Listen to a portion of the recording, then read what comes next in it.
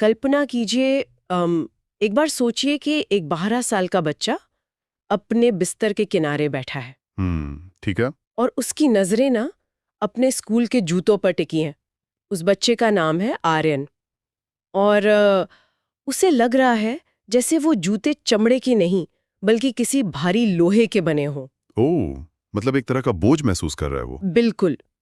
और ये बोझ किसी थकान का नहीं है, ये बोझ है ट्यूसडे की सुबह का। ट्यूसडे की सुबह? ऐसा क्या होता है ट्यूसडे को? ट्यूसडे को उसके स्कूल में मैथ के 2 लगातार पीरियड होते हैं, डबल मैथ पीरियड। अरे बाप रे, ये तो किसी भी बच्चे के लिए थोड़ा डरावना हो सकता है। है ना? और आर्यन के लिए तो क्लास का वो ब्लैक बोर्ड नंबरों का कोई जरिया नहीं था। उसके लिए वो एक डरावना जंगल था, जहां सिर्फ मैथ वाले राक्षस बसते थे। ये सच में एक बहुत ही ताकतवर और थोड़ी उदास कर देने वाली छवि है। एक नॉर्मल ट्यूसडे की सुबह एक बच्चे के लिए खौफनाक सपना बन गई है। सही कहा आपने। और सच बताऊं तो ये सिर्फ आर्यन की कहानी नहीं है।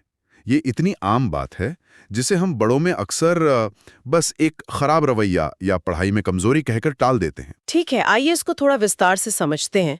आज हम इस चर्चा में जिस विषय की तह तक जाने वाले उसका स्रोत है एक डॉक्यूमेंट जिसका नाम है मैथ फेयर कॉन्कर्ड बाय वैदिक मैथ्स।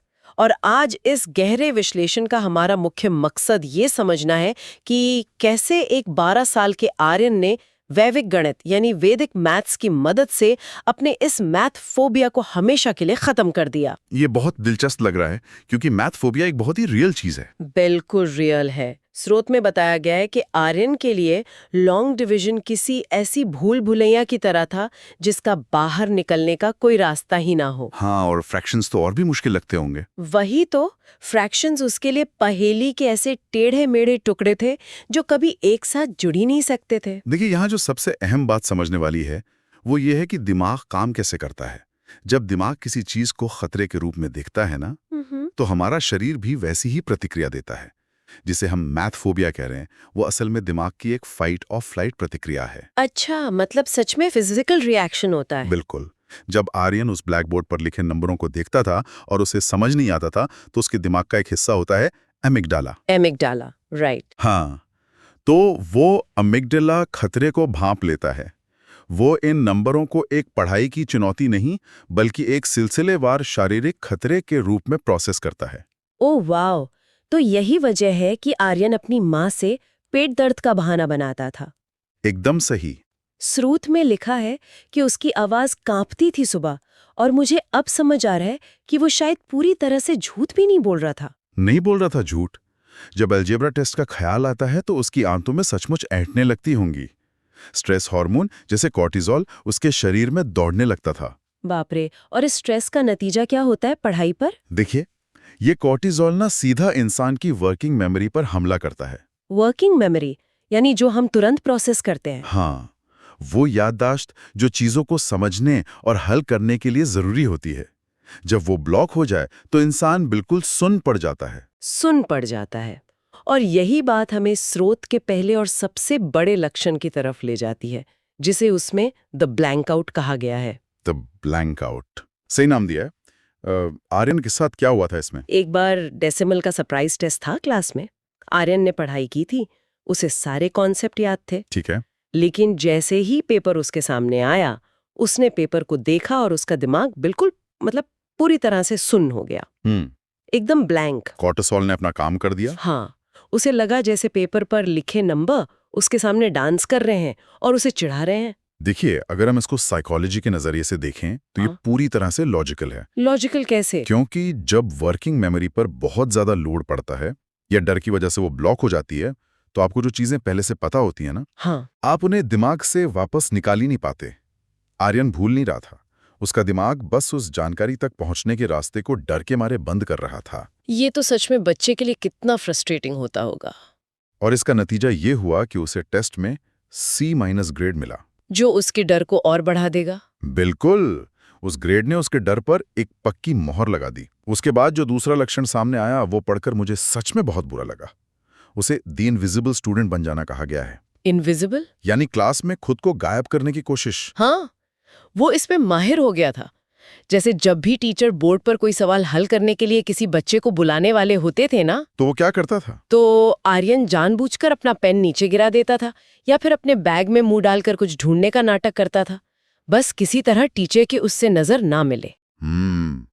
इसे साइकोलॉजी में अवॉइडेंस बिहेवियर कहते हैं। Avoidance behaviour. हाँ, क्योंकि जब आप लगातार किसी चीज में फेल होते हैं तो आपका दिमाग आपसे कहता है कि उस स्थिति से ही बचो। आर्यन कोई चालाकी से नहीं छिप रहा था, ये उसका सर्वाइवल मैकेनिज्म था। वो बस अपने आप को बचाना चाहता था उस सिचुएशन से। सही बात है। और बात सिर्फ स्कूल की नहीं थी, स्रोत के मुताबिक घर पर भी यही जंग चल रही थी।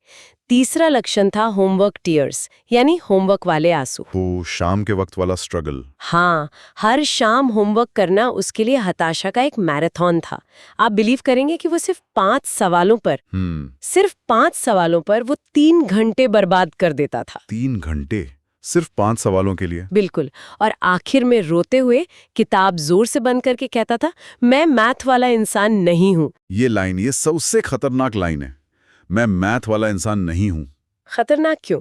क्योंकि इसका मतलब है कि उसने मान लिया है कि दिक्कत पढ़ाने के तरीके में नहीं, बल्कि उसके खुद के अंदर है। ओ, मतलब उसने खुद को दोष दे दिया। हाँ, उसका मानना है कि कुछ लोग पैदाइशी मैथ वाले होते हैं और वो उनमें से नहीं हैं।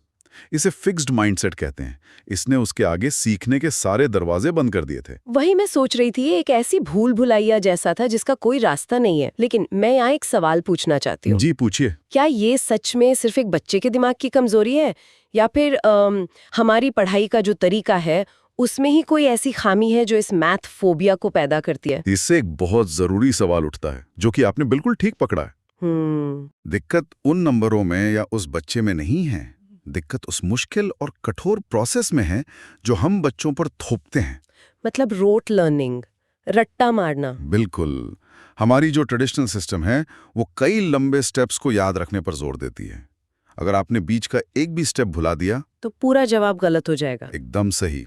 और इस डर से उस बच्चे की वर्किंग मेमोरी पर इतना ज्यादा कॉग्निटिव लोड पड़ता है कि वो हैंडल नहीं कर पाता। ठीक है, तो अब यहाँ इस कहानी में एक नया मोड़ आता है। आर्यन के जो दादाजी थे, उन्होंने इस परेशानी को नोटिस किया। दादाजी ने क्या देखा? उन्होंने देखा कि आर्यन की जो असली चमक थी, उसकी जो खुशी थी, वो मैथ्स की वजह से गायब हो रही है। तो उन्होंने एक बड़ा कदम उठाया और उसे एक वैदिक मैथ्स वर्कशॉप में डाल दिया। वैदिक मैथ्स वर्कशॉप, ये एक बहुत ही अलग अप्रोच है। हाँ, और अब यहाँ मुद्दा सच में बहुत दिलचस्प हो जाता है। क्योंकि देखिए, जब हम मैथ्स वर्कशॉप सुनते हैं तो मैं तो कल्पना कर रही थी कि वहाँ बहुत सारी किताबें होंगी। हाँ, व्हाइट बोर्ड होंगे, लंबे चौड़े कैलकुलेशन वाले कैलकुलेटर्स होंगे। बिल्कुल। लेकिन वर्कशॉप के पहले दिन ऐसा कुछ भी नहीं था।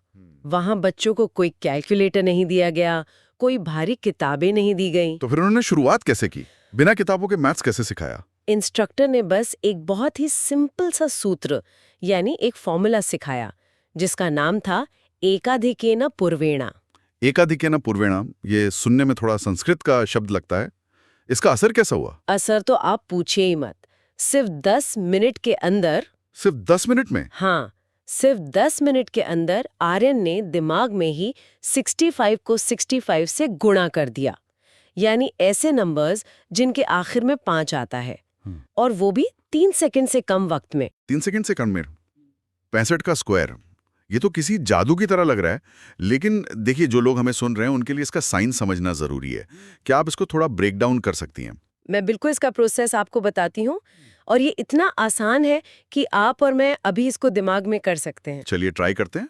तो फॉर्मूला है एकाधिकेन पूर्वेण, जिसका मतलब है पहले वाले से एक ज्यादा। ठीक है, पहले वाले से एक ज्यादा। अब अगर हमें 65 को 65 से गुणा करना है, तो 65 में पहला अंक क्या है? 6, और आखिरी अंक क्या है? 5। हाँ, 6 और 5। मैं इसे विजुलाइज कर रहा हूँ दिमाग में। अब सूत्र ये कहता है कि उस पहले अंक को लीजिए, यानी 6 को, और उसे उसके ठीक अगले नंबर से गुणा कर दीजिए। 6 के बाद आता है 7। एग्जैक्टली। हाँ, तो 6 को 7 से गुणा करेंगे तो क्या आएगा? 6 गुणा 7 हुआ 42। सही। ये 42 ना आपके फाइनल जवाब का पहला हिस्सा बन गया। अच्छा, पहला हिस्सा 42 हो गया, और बाकी का? दूसरा हिस्सा हमेशा बिना किसी एक्सेप्शन के आखिरी नंबर यानी 5 का स्क्वायर होता है, जो कि 25 है। तो मतलब मैं बस 42 और 25 को एक साथ जोड़कर लिख दूं? हाँ, बस दोनों को साथ रख दीजिए। तो जवाब हो गया 42-25। 42-25। एकदम सही, 42-25।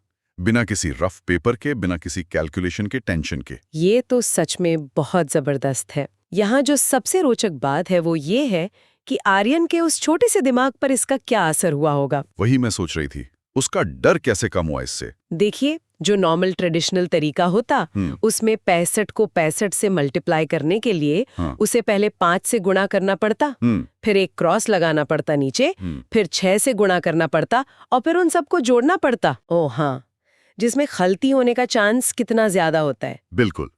और ये सब करने में दिमाग की वर्किंग मेमोरी पूरी तरह थक जाती है।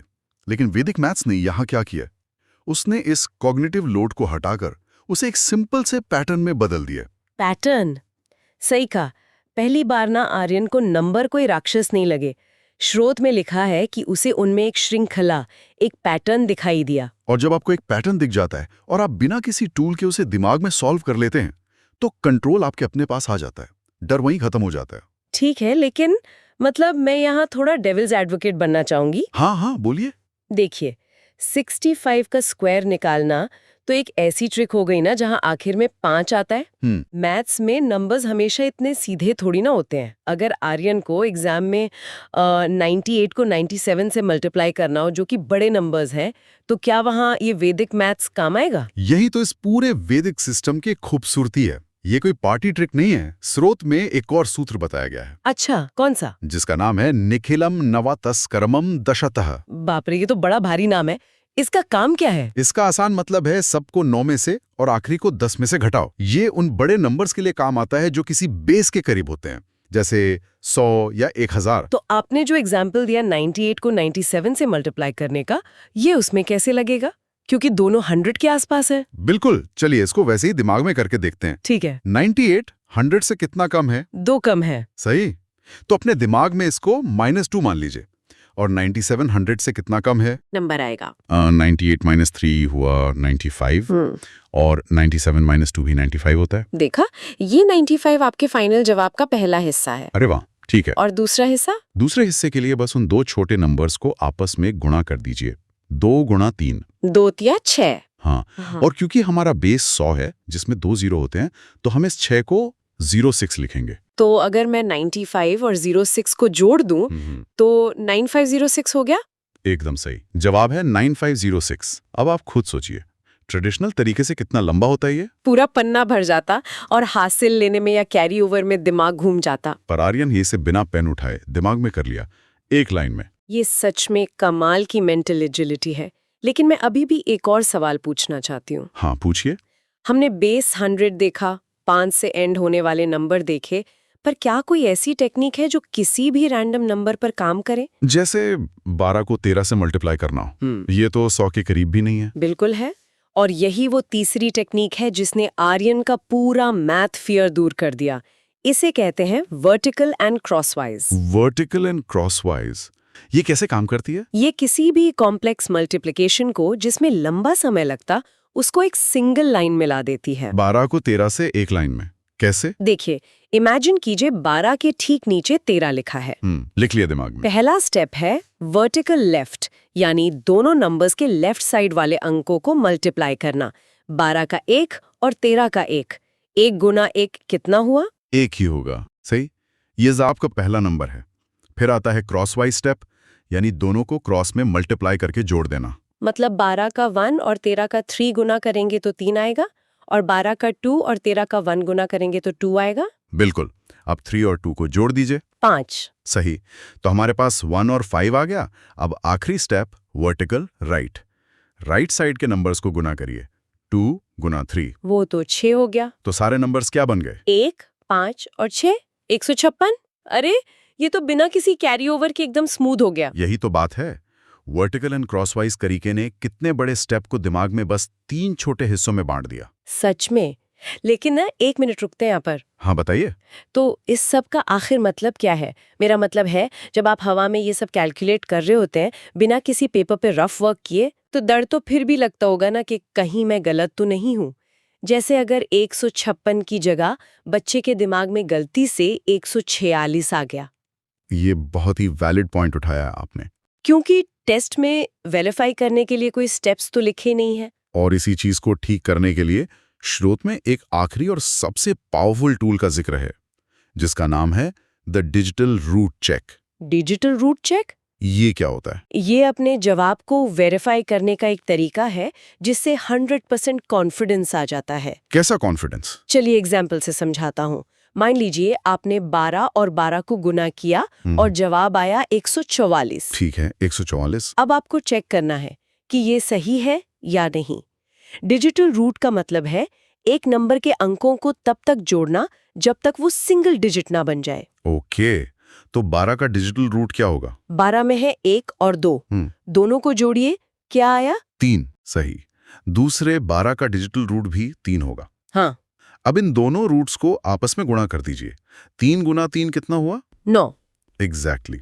अब आप अपने फाइनल जवाब का डिजिटल रूट निकालिए। 144।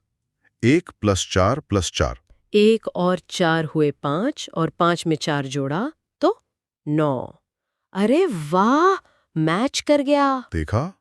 अगर आपके सवाल का डिजिटल रूट और जवाब का डिजिटल रूट मैच कर रहा है तो आपका जवाब सही है। अब इस टूल की वजह से बच्चे में गलती करने का डर जड़ से खत्म हो जाता है। ये सच में कमाल है। मतलब पेपर जमा करने से पहले ही बच्चे को पता है कि उसके मार्क्स पक्के हैं। ये कोई जादू की ट्रिक नहीं थी जो आर्यन रट रहा था, ये तो मैथमेटिक्स की एफिशिएंसी थी। बिल्कुल, उसने एफिशिएंसी और मेंटल एजिलिटी सीख ली थी। तो हम आउटरो पर आते हैं। स्रोत में इसका फाइनल नतीजा बताया गया है। एग्जाम के दिन क्या हुआ? हाँ, एग्जाम के दिन आर्यन के साथ क्या हुआ? उस एग्जाम के दिन आर्यन को कोई पेट दर्द नहीं हुआ।